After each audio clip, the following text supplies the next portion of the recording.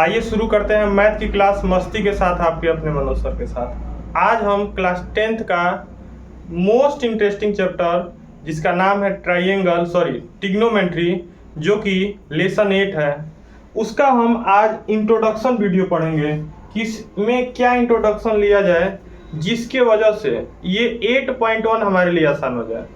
सबसे पहले आप ये जानिए कि ट्रिग्नोमेट्री में जो हम ट्रायंगल का यूज करते हैं वो हमारा राइट एंगल ट्रायंगल यानी कि समकोण त्रिभुज होता है। सबसे पहला पॉइंट हम ये जानेंगे। और समकोण त्रिभुज जो होता है ना, वो 3 भागों में बटा होता है।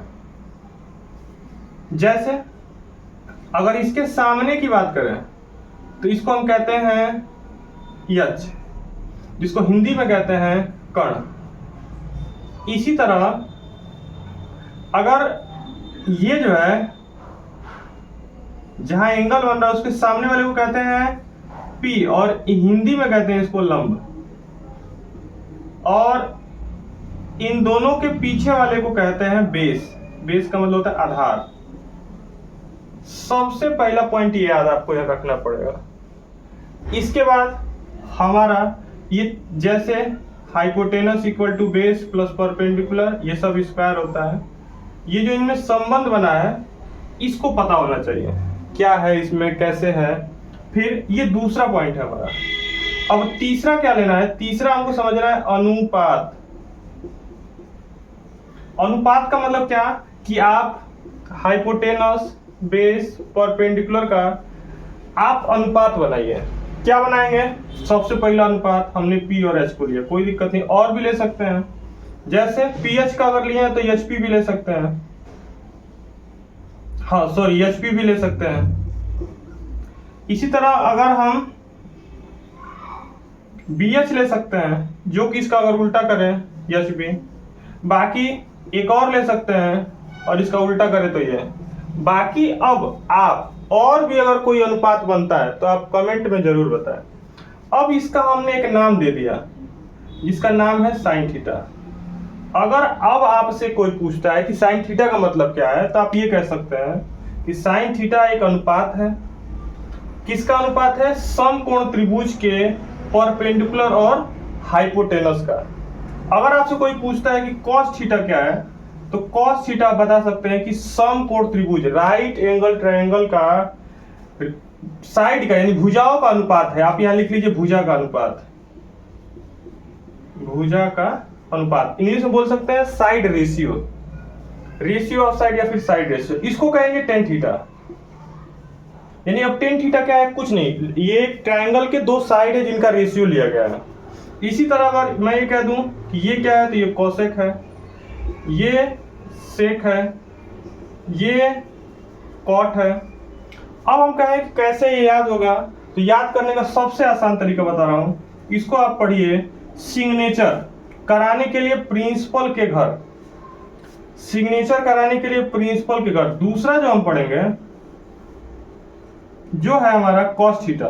पैसा कमाने के लिए सबसे पहले हम याद रखेंगे कि बेस, और तब जाके हाइट, और उसके बाद हम क्या जानेंगे कि 10 रुपए में पूरी भुजिया। अगर आपको ये तीनों फॉर्मूले याद हुए तो इसका उल्टा करने के बाद ये फॉर्मूले बनेंगे। सबसे पहले एक बार फॉर्मूले और रिवीजन कर लें। साइन थीटा सिग्नेचर कराने के लिए प्रिंसिपल के घर, कॉस थीटा पैसा कमाने के लिए बेस और हाइट।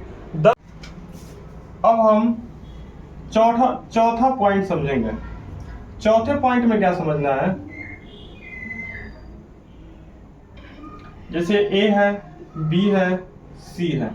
अगर एंगल यहां भी बन सकता है और एंगल यहां भी बन सकता है, यानी कि यहां हम लिख सकते हैं कोण ए से, कोण ए से कुछ नहीं, कोण ए से जो हमारा बी की वैल्यू होगी बेस।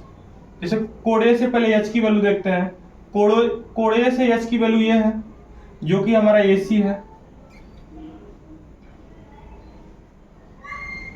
छोटा है, छोटा बी, छोटा सी लिख लेते हैं। छोटा है, छोटा बी और छोटा सी।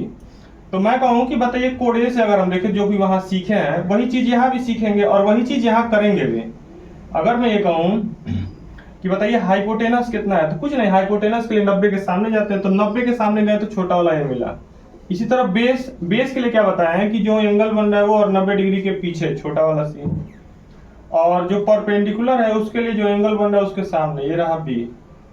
इसी तरह अब हमको जो भी बात करना है वो बात करना है कोण सी से, यानी जो काम कर रहे हैं, जो काम ए से किए हैं वही काम हम सी से करेंगे। सी से करने का मतलब ये हाइपोटेनस चाहिए, तो हाइपोटेनस 90 के सामने होता है जो कि ए बना है। और जो बेस है हमारा, बेस वो क्या होता है, बेस जो होता है 90 और जो कोण बन रहा है उसके पीछे, तो 90 और जो कोण बन रहा है उसके पीछे क्या है, उसके पीछे छोटा वाला भी। और थीटा के सामने जो एंगल बन रहा है सी जो है बड़का सी, वो छोटका सी हो जाएगा, यानी कि सॉरी परपेंडिकुलर जो है वो छोटा वाला सी। अब इन दोनों में अंतर क्या चीज है समझिए, हाइपोटेनस सेम है। देखिए जो बेस है ना वो इसमें परपेंडिकुलर का रूप लिया है, और जो परपेंडिकुलर है वो बेस का रूप लिया है, बस यही अंतर होता है। यानी कि अगर हम एंगल बदल दें तो जो बेस है वो परपेंडिकुलर हो जाएगा और जो परपेंडिकुलर है वो बेस हो जाएगा, लेकिन जो हाइपोटेनस है वो बदलता नहीं है।